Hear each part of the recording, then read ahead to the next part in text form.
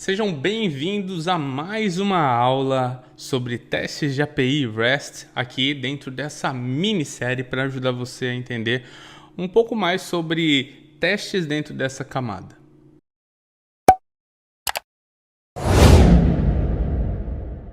Nas últimas aulas a gente falou muito sobre Swagger e talvez você ficou assim, mas Júlio, o que será que é esse Swagger? Já entendi que é um documento, mas como esse documento funciona exatamente?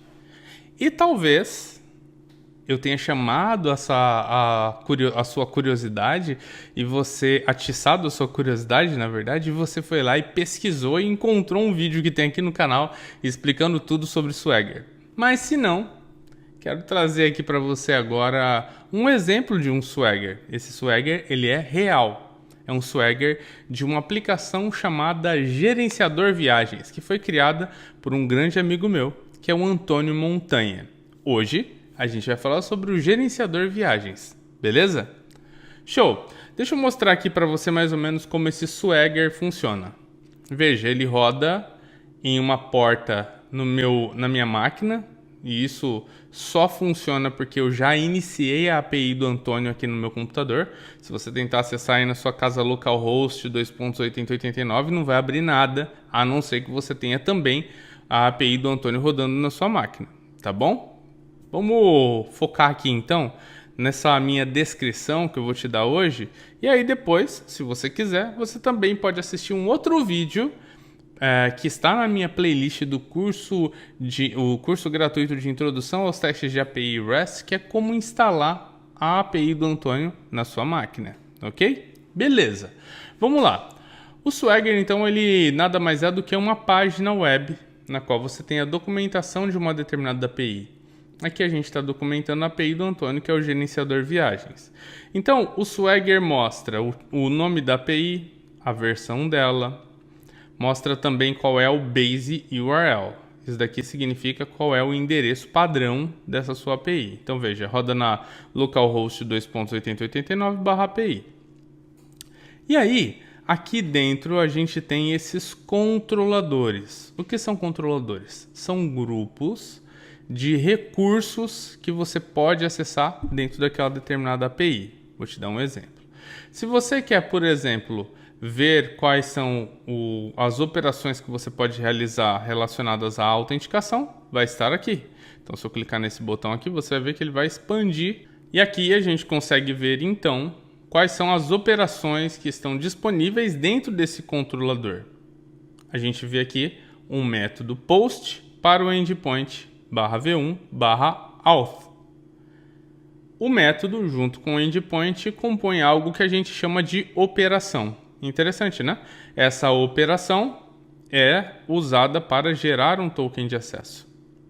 Nesse momento, você já começa a ver algumas coisas que a gente viu na aula 2. O método, o endpoint, tá?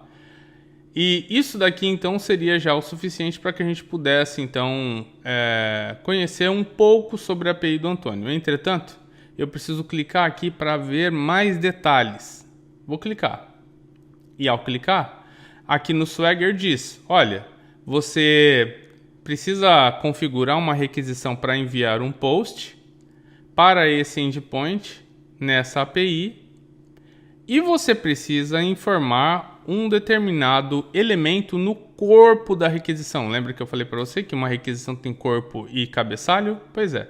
No corpo, body em inglês significa corpo em português, ok? Então, no corpo você tem que informar algo. O que é esse algo? Tá aqui, ó. É esse JSON. Então você tem que informar um objeto JSON que tenha dois atributos, e-mail e senha, no qual ambos são strings, são textos.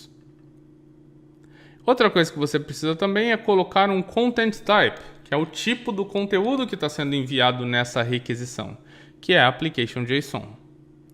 E quando você enviar, se tudo estiver ok, na resposta, response, você terá um código 200 ok, com esse modelo de corpo na resposta.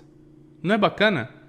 O Swagger me dá aqui quais são os itens que eu tenho que configurar na minha requisição e fala também quais são os itens que eu posso ter na resposta. Então aqui você tem já diversas respostas que podem fazer parte, né, dessa operação que a gente vai fazer em relação ao controller de autenticação.